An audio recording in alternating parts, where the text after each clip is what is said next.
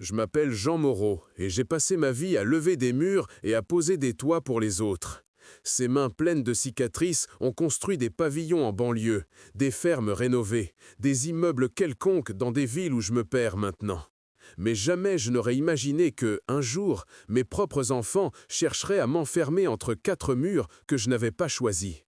Le jour où ils m'ont emmené à la maison de retraite, je n'ai pas pleuré. Je regardais la nationale défiler derrière la vitre et je me suis promis une chose en silence. Ils allaient apprendre ce que coûte vraiment le confort quand on essaie de le payer avec la dignité d'un vieux. J'avais 62 ans cet hiver-là, mais certaines matinées, j'en sentais 80 dans les genoux.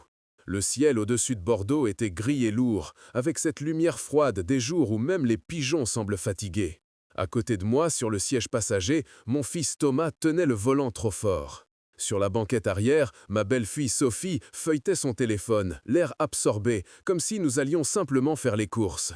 Je serrais une petite valise à roulettes contre mes genoux. Quelques chemises, 2 pantalons, des médicaments. Dans la poche intérieure de ma veste, contre ma poitrine, se trouvait quelque chose de plus important qu'un vêtement. Une copie d'un acte notarié signé des années plus tôt chez un notaire de Libourne.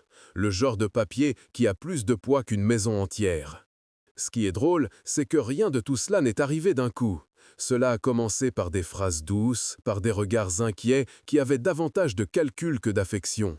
Un matin, dans ma cuisine, Thomas s'est appuyé contre la porte en croisant les draps. « Papa, tu as oublié le gaz allumé l'autre jour », m'a-t-il dit. Je venais de renverser mon café sur la table. Je lui ai tendu un torchon. « Oui, je sais, j'ai la tête ailleurs parfois. Je m'en suis rendu compte assez vite, ça n'a rien brûlé. » Il a poussé un soupir. « Tu sais que si ça avait dégénéré, tout le quartier aurait pu y passer.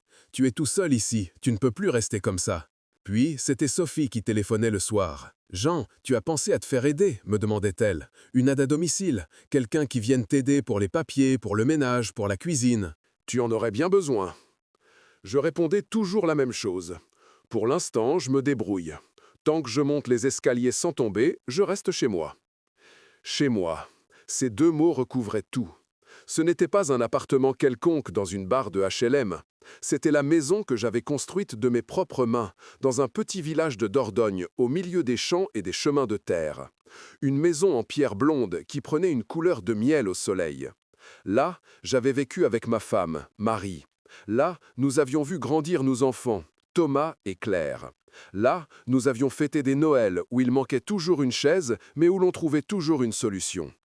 Pour moi, ce n'était pas un bien immobilier, c'était un morceau de nous. Je revois encore le terrain avant tout. Une parcelle un peu en pente, envahie d'herbe, avec un vieux pommier tordu au fond. Mon père m'avait donné ce bout de terre comme d'autres donnent un costume. « Tu feras quelque chose de bien avec ça », avait-il dit. « Ne te contente pas d'y garer une voiture. » Marie se tenait debout, en basket, une écharpe rouge autour du cou, le regard brillant. « Là, ce serait parfait pour la cuisine, » disait-elle en tournant sur elle-même. « Comme ça, le matin, on aurait le soleil en préparant le café. » Et ici, j'ajoutais, on ferait une grande terrasse, avec une table et des chaises, pour manger dehors l'été. Tu pourras mettre toutes tes fleurs, tiens. Elle riait. Son rire donnait envie de transporter des sacs de ciment rien que pour le réentendre. « Tu fais trop grand, Jean, on ne remplira jamais tout ça, » disait-elle en regardant le plan que j'avais dessiné sommairement sur un paillet d'écolier. « On le remplira avec les années, » répondais-je, « avec des meubles, des voix, des disputes, des pardons. » Et on l'a rempli. Thomas est né un matin de novembre, sous un ciel qui pleurait à verse. Claire est arrivée 3 ans plus tard, au milieu de l'été, alors qu'un orage grondait au loin.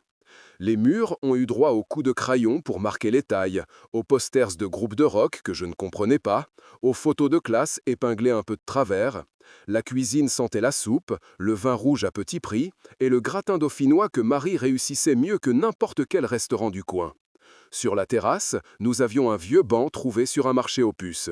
Le soir, après dîner, on s'y asseyait en silence, à regarder les étoiles et à se dire qu'on n'était pas si mal. Je partais tôt le matin pour les chantiers autour de Bordeaux ou de Périgueux. Le train, la camionnette, les routes départementales, j'en ai usé des kilomètres. Je rentrais tard, avec des mains fendillées par le ciment, mais je rentrais. Quand j'arrivais au portail, la lumière de la cuisine m'attendait, et l'odeur du repas aussi. Ma maison, c'était ce retour-là. Les enfants ont grandi, comme tous les enfants. D'abord, ils ont commencé à ne plus vouloir nous embrasser devant le collège. Puis ils ont eu des copains qu'on ne connaissait pas, des agendas remplis de choses urgentes chaque week-end. Puis, un jour, Thomas a annoncé qu'il partait à Bordeaux pour faire ses études. Claire l'a suivi quelque temps après pour une école d'infirmière. La maison s'est vidée peu à peu. Marie disait que c'était normal, c'est la vie, on a fait pareil avec nos parents, rappelait-elle, il ne faut pas leur en vouloir.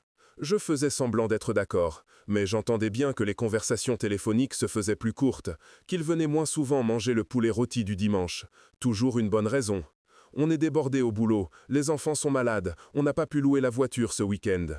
Puis est venu le coup dur, celui qui vous plie l'échine. Marie a commencé à maigrir sans raison. Elle disait que ce n'était rien, juste la fatigue. Les examens ont fini par montrer ce que personne ne voulait entendre, un cancer, de ceux qui ne laissent pas beaucoup d'options. Je me souviens des couloirs du centre hospitalier de Bordeaux, avec leurs odeurs de désinfectants et de café de machine. Je me rappelle ces nuits sur une chaise inconfortable, près de son lit, les néons au plafond qui ne s'éteignaient jamais vraiment. Elle blaguait encore pourtant avec les infirmières. « Jean, tu fais peur aux gens avec ta tête de bulldog fatigué, me disait-elle. Va prendre l'air, ils vont croire qu'on t'a oublié ici. » Je ne voulais pas qu'elle parte, elle est partie quand même. Le jour où on a refermé le cercueil, j'ai eu une sensation étrange, comme si, en même temps, on fermait les volets de la maison. Sans elle, les pièces n'avaient plus la même couleur.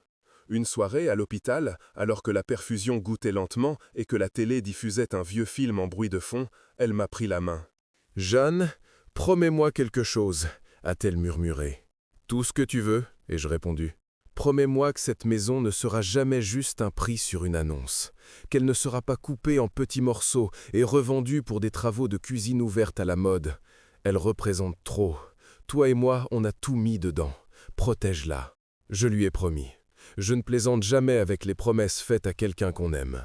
Après l'enterrement, après la messe dans la petite église du village et le café tiède dans la salle des fêtes, je suis resté seul dans la maison.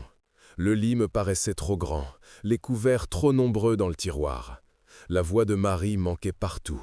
Pour supporter la solitude, je me suis accroché à cette promesse. Protéger la maison. Un matin, j'ai pris le train pour Libourne, puis j'ai marché jusqu'au cabinet d'un vieux notaire que m'avait conseillé un ami. Sur la plaque en laiton, on pouvait lire « Maître Bernard Dupuis ». Un homme sec, aux cheveux blancs impeccablement peignés, librairie entière derrière lui. Je lui ai expliqué ce que je voulais. Assuré que, même si je vieillissais mal, même si ma tête me lâchait, on ne pourrait pas disposer de la maison comme d'une marchandise, que je voulais y vivre tant que je respire, et qu'après, elle ait un sens. Il m'a écouté longuement, sans m'interrompre, les doigts joints devant lui. « Vous pouvez vous réserver l'usufruit viager », m'a-t-il expliqué. « Tant que vous êtes en vie, personne ne peut vendre sans votre accord. Et pour l'après, vous pouvez prévoir une donation à la commune. Le conseil municipal pourra la transformer en maison du patrimoine rural, en lieu d'exposition, ce genre de choses. » Je regardais les livres autour de moi, les liasses de dossiers. « Vous croyez vraiment que la mairie acceptera ?» ai-je demandé. Il a souri. « Les communes aiment bien ce genre de don. Une maison typique des années 70, construite par un artisan du coin, c'est de l'histoire vivante. Ils peuvent en faire quelque chose de joli, de pédagogique. Et pour vos enfants, il restera toujours des souvenirs. Ils n'auront pas un chèque, certes, mais ce n'est pas rien de pouvoir dire « Regardez, c'était chez mes parents ».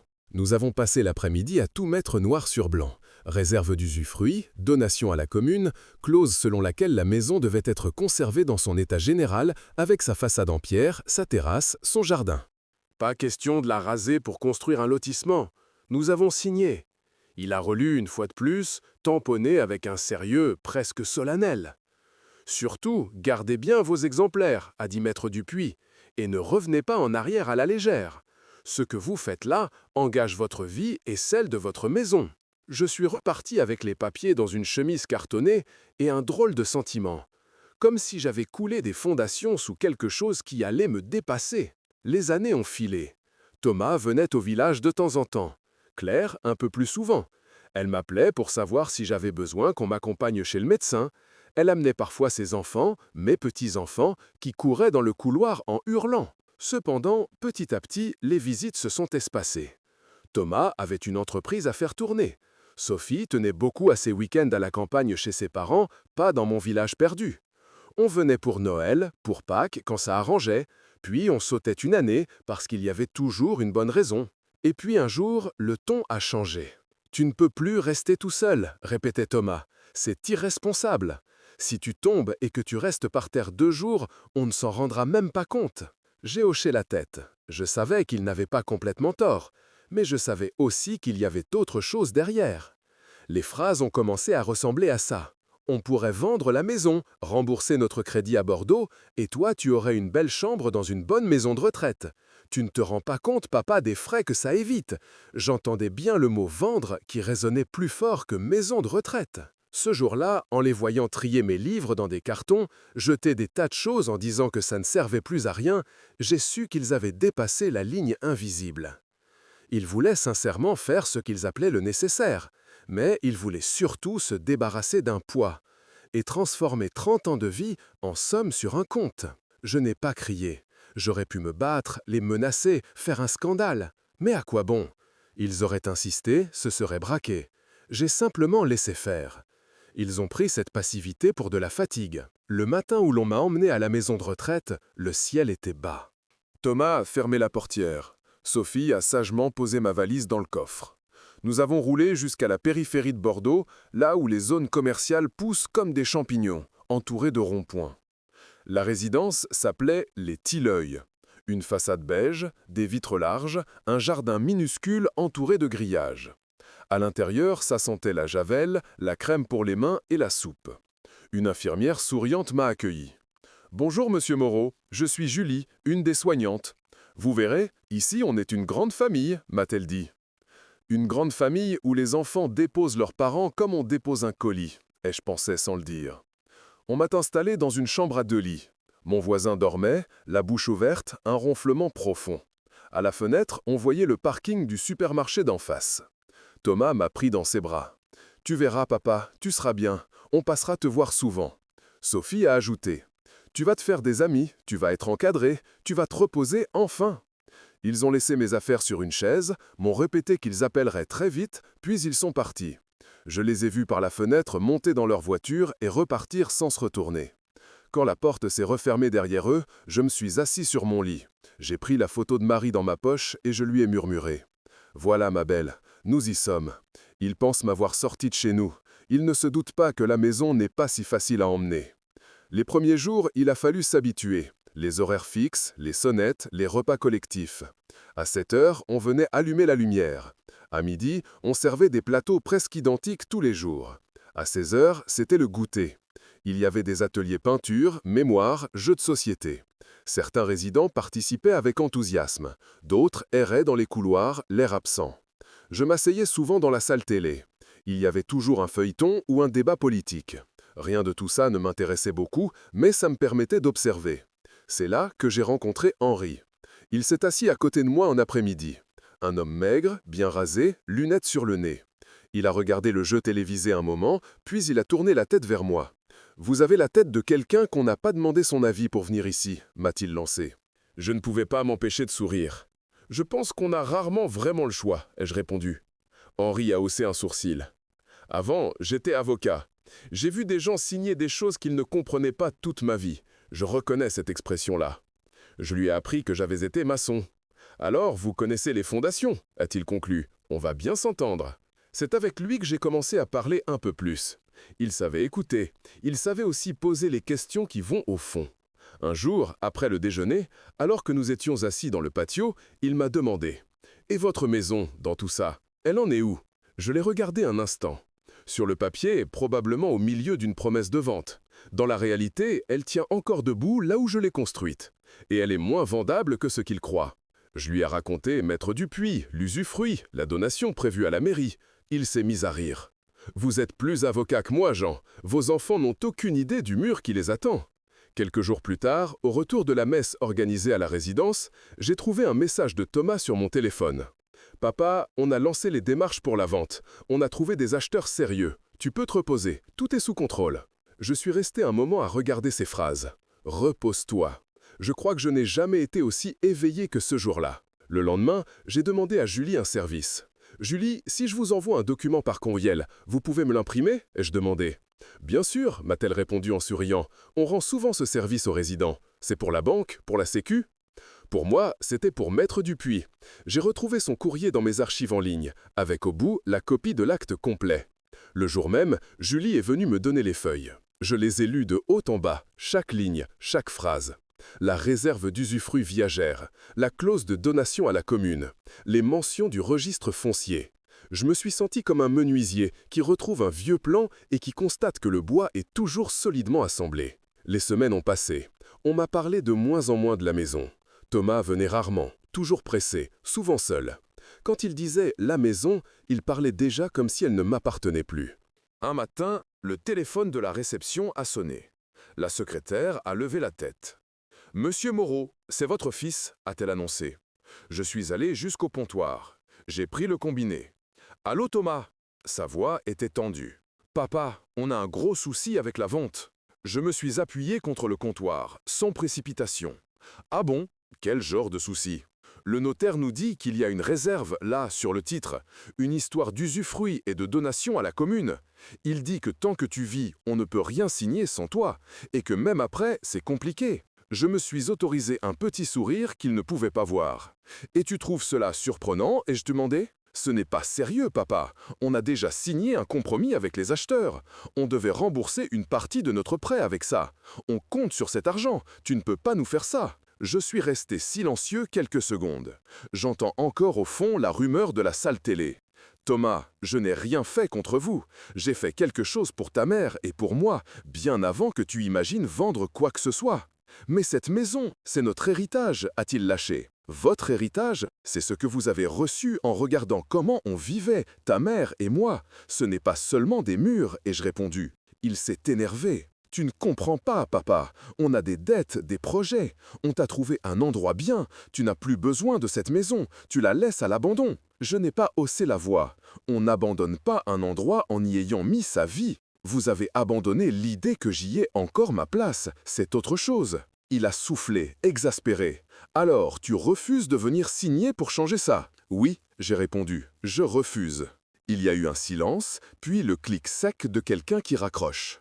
Je suis retourné m'asseoir à une table face à un bol de soupe qui avait refroidi. Henri m'a observé. « Alors, le chantier avance », a-t-il lancé. « Il est presque terminé », ai-je dit. « Ils viennent de se rendre compte que le mur est porteur. » Quelques jours plus tard, ce fut au tour de Sophie de débarquer.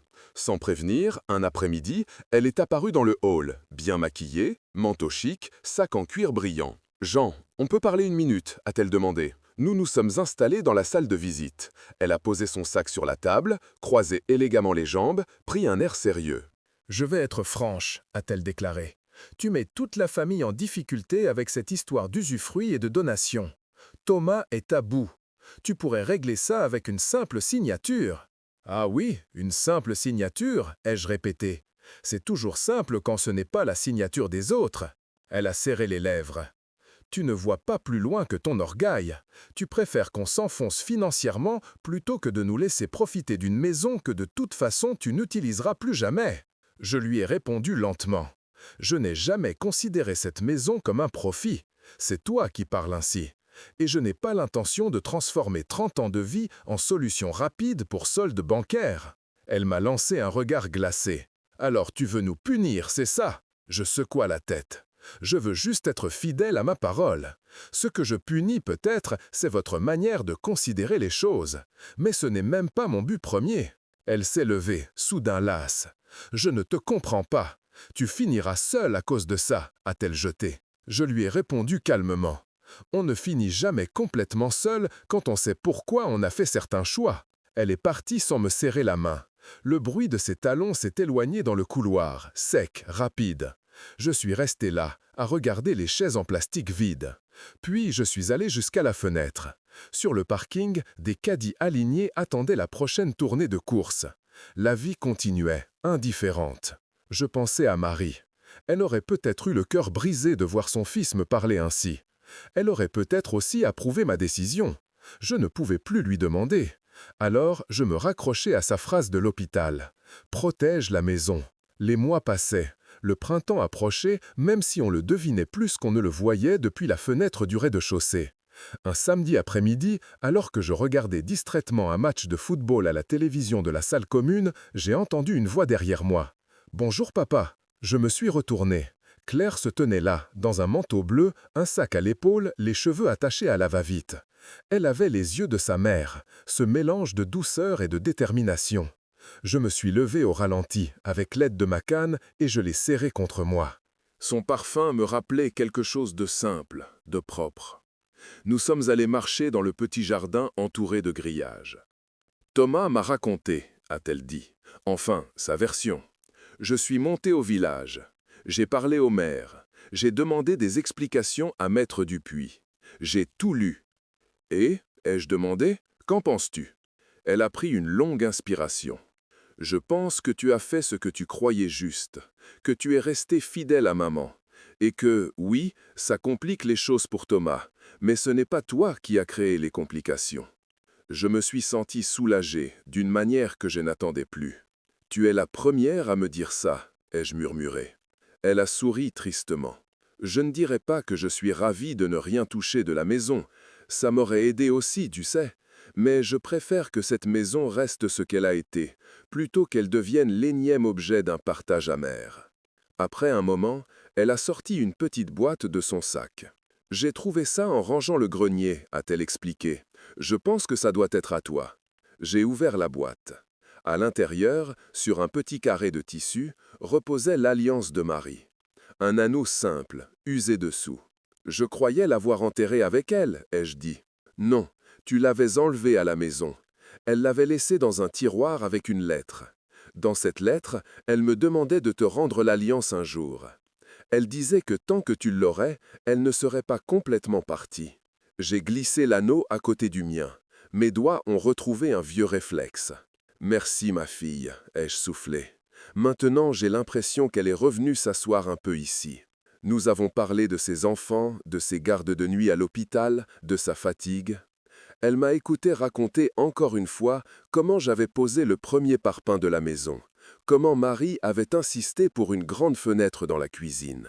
Avant de partir, Claire m'a dit « Je voudrais amener les enfants voir la maison tant que tu es là, qu'ils te voient dedans, qu'ils l'associent à toi, pas à un panneau vendu. Fais-le, ai-je dit.